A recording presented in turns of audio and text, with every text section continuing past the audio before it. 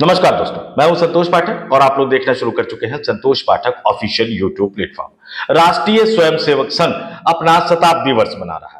आज दिल्ली में जिस कार्यक्रम का आयोजन किया गया, दिल्ली के अंबेडकर सेंटर में, उस कार्यक्रम में प्रधानमंत्री नरेंद्र मोदी भी शामिल हुए और प्रधानमंत्री नरेंद्र मोदी ने राष्ट्रीय स्वयंसेवक संघ के शताब्दी समारोह के इस कार्यक्रम में शामिल होकर डाक टिकट भी जारी किया, एक सिक्का भी जारी किया और राष्ट्रीय स्वयंसेवक संघ की तारीफ में तमाम बातें वो कहते हुए नजर आए। प्रधानमंत्री नरेंद्र मोदी हो, भारतीय जनता पार्टी के तमाम राज्यों के मुख्यमंत्री हो, चाहे वो उत्तर प्रदेश के योगी आदित्यनाथ हो, चाहे वो मध्य प्रदेश के डॉक्टर मोहन यादव हो, उत्तराखंड के पुष्कर सिंह धामी हो या असम के हेमंता बिस्वा शर्मा या भारतीय जनता पार्टी शासित राज्यों के कोई भी मुख्यमंत्री हो, उप मुख्यमंत्री हो, केंद्र सरकार के मंत्री हो, राज्यों के मंत्री हो, राष्ट्रीय पदाधिकारी हो, राज्यों के पदाधिकारी हो, चाहे वो नेता हो, कार्यकर्ता हो, प्रवक्ता हो, इन तमाम लोगों के बयानों में एक बात कॉमन निकलकर सामने आती है कि भारतीय जनता पार्टी का जो मूल लक्ष्य है, हिंदुओं की रक्षा करना, हिंदुओं की सुरक्षा करना,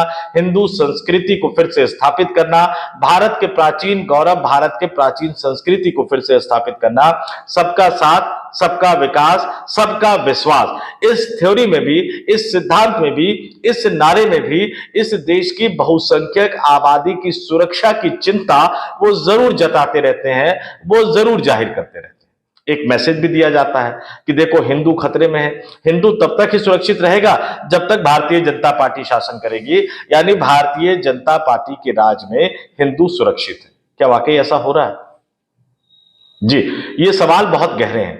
आप मोदी सरकार की विदेश नीति, मोदी सरकार की आर्थिक नीति, मोदी सरकार की सुरक्षा नीति, मोदी सरकार या मोदी के मुख्यमंत्रियों के कार्यकाल में राज्यों में कानून व्यवस्था की स्थिति, बढ़ते अपराध की स्थिति, इस पर कई तरह के सवाल लगातार उठाते रहे हैं, उनकी तरफ से जवाब आते भी रहे हैं। लेकिन आज हम मूल मुद्दे की बात करेंगे, आज हम उस लक्ष्य की बात करेंगे जिसे भारतीय जनता पार्टी, राष्ट्रीय स्वयंसेवक संघ, तमाम लोग बार बार गाहे बगाहे इस देश के बहुसंख्यक आबादी को, हिंदू जनमानस के मन में, दिलो दिमाग में यह बैठाने की कोशिश करती है कि आरएसएस मजबूत है तो हिंदू सुरक्षित है, भारतीय जनता पार्टी मजबूत है तो हिंदू सुरक्षित है।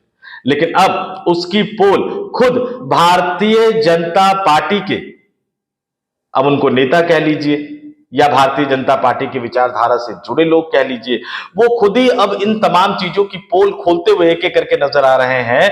और ये स्टोरी मैं आपके सामने लेकर आया हूं। इस स्टोरी को पूरी तरह से समझिएगा और फिर सोचिएगा कि क्या भारतीय जनता पार्टी के राज में वाकई इस देश में हिंदू सुरक्षित है, हिंदू महिलाएं सुरक्षित है, हिंदू बच्चे सुरक्षित है, हिंदू परंपरा, हिंदू संस्कृति सुरक्षित है। और अगर ये सब सुरक्षित नहीं है तो फिर क्या इस देश को वाकई भारतीय जनता पार्टी की जरूरत है?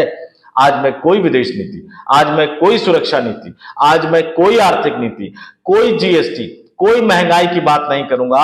आज मैं आपकी सुरक्षा की बात करूंगा, आपके हितों की बात करूंगा। आपके स्क्रीन पर मैं एक खबर दिखा रहा हूं, प्रभा साक्षी की खबर है।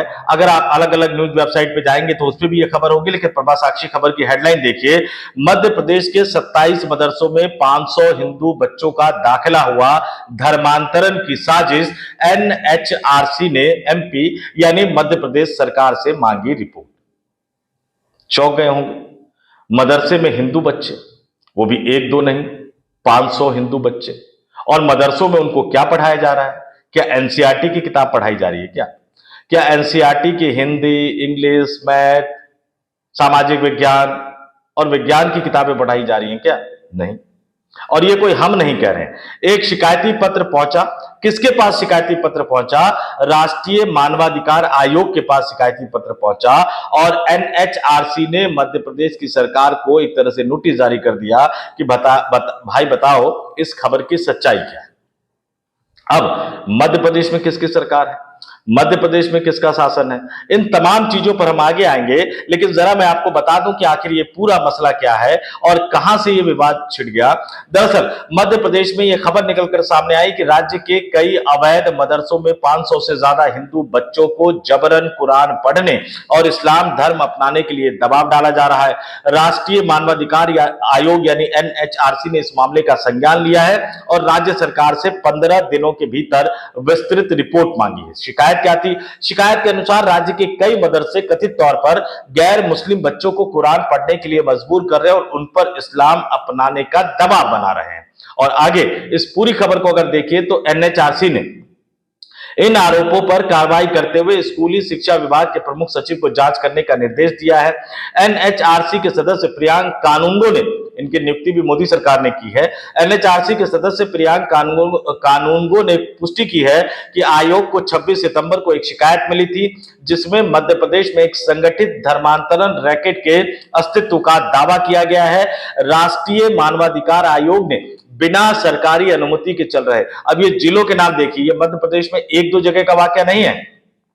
एनएचआरसी ने बिना सरकारी अनुमति के चल रहे मदरसों में गैर मुस्लिम बच्चों के प्रवेश पर गंभीर सवाल उठाए हैं। भोपाल, मध्य प्रदेश की राजधानी, होशंगाबाद, जबलपुर, झाबुआ, धार, बड़वानी, खंडवा, खरगोन और परासिया जिलों की विशेष रूप से पहचान की गई है। आयोग ने यह बताया, जो मीडिया रिपोर्ट्स में खबर आ रही है, आयोग ने बताया कि किशोर न्याय अधिनियम 2015 और संविधान के अनुच्छेद 28 के उपखंड 3 के अनुसार बिना अनुमति के धार्मिक शिक्षा देना प्रतिबंधित है। आयोग ने सरकार को निर्देश दिया है कि ऐसे बच्चों को तुरंत इन स्थानों से हटाया जाए और गैर मान्यता प्राप्त मदरसों के खिलाफ एफआईआर दर्ज की जाए। प्रियांक कानूनगो ने मंगलवार को मध्य प्रदेश के मुरैना और शिवपुर जिले में भी सरकारी अनुदान प्राप्त मदरसों में हिंदू बच्चों के दाखिलों पर चिंता जताई है। अब जरा इसको देख लीजिए, अवैध मदरसे हैं, वहां भी हिंदू बच्चों को दाखिला देकर कुरान पढ़ने पर मजबूर किया जा रहा है, ये बताया जा रहा है। और प्रियांक कानूनगो जो दावा कर रहे हैं कि मुरैना और शिवपुर यानी मध्य प्रदेश के इन दो महत्वपूर्ण जिलों में ऐसे मदरसे भी हैं जिनको सरकारी अनुदान भी मिलता है और वो भी हिंदू बच्चों को दाखिला देकर और कथित तौर पर कुरान और अन्य इस्लामी शिक्षाएं उनको पढ़ा रहे हैं, और जिससे इस तरह के आरोप लगाए जा रहे हैं कि वो इन बच्चों को इस्लाम धर्म में धर्मांतरित करने की साजिश रच रहे हैं। पूरा एजेंसी को इंटरव्यू दिया प्रियांक कानूनगो साहब ने।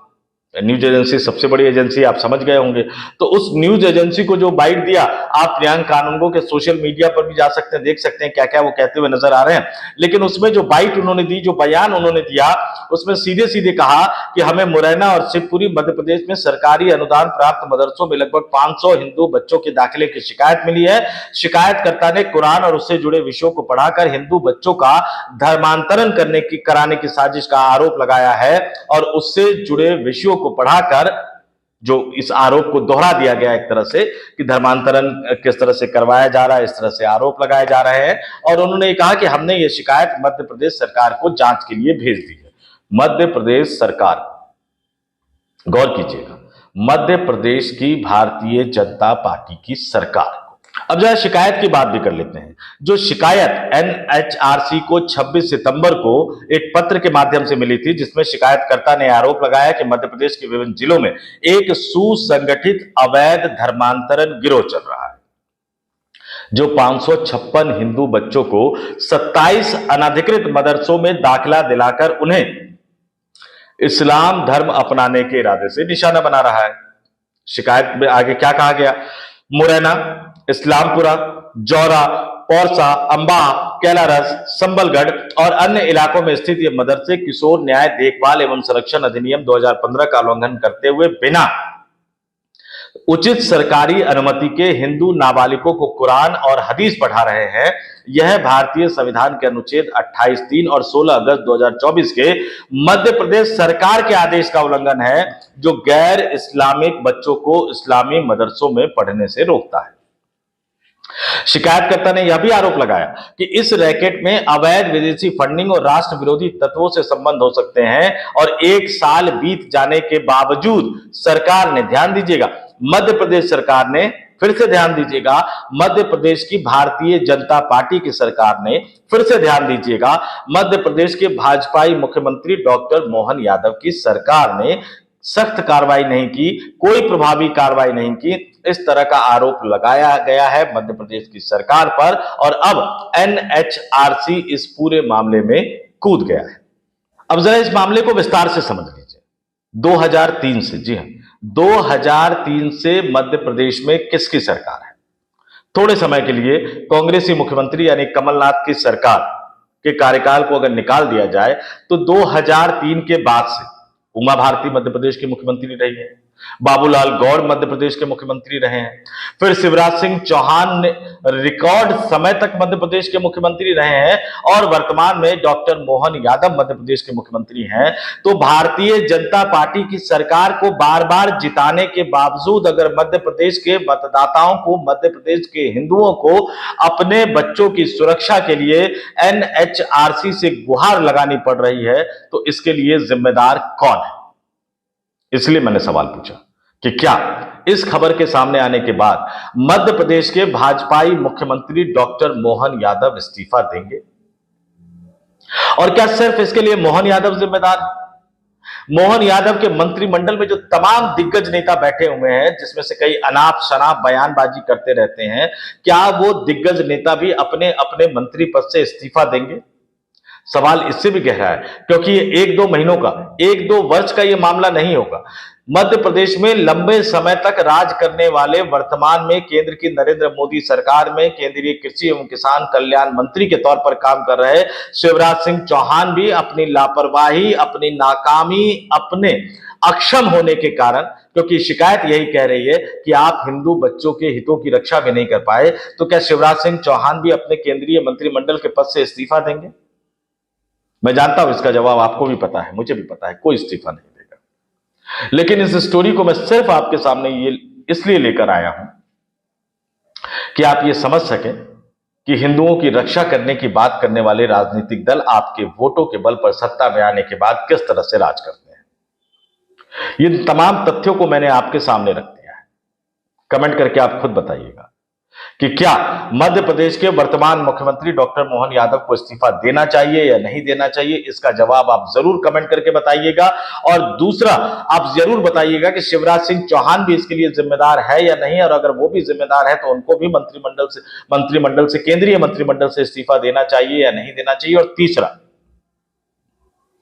हिंदू हितों की रक्षा, हिंदुओं की रक्षा के नाम पर वोट हासिल कर, लगातार चुनाव दर चुनाव जीतकर सत्ता का सुख हासिल करने वाले भारतीय जनता पार्टी के नेता आखिर कब अपने वायदों को लेकर, कब अपने दावों को लेकर गंभीर होंगे? क्या आपको लगता है कि कोई समय ऐसा आएगा जब भारतीय जनता पार्टी के तमाम नेता, टॉप से लेकर बॉटम तक, प्रधानमंत्री नरेंद्र मोदी से लेकर नीचे के कार्यकर्ता तक इस बात का आत्ममंथन करेंगे कि जो वायदा वो करते हैं, जो दावा वो करते हैं, आखिर उस वायदे को, उस दावे को वो पूरा क्यों नहीं कर पाते?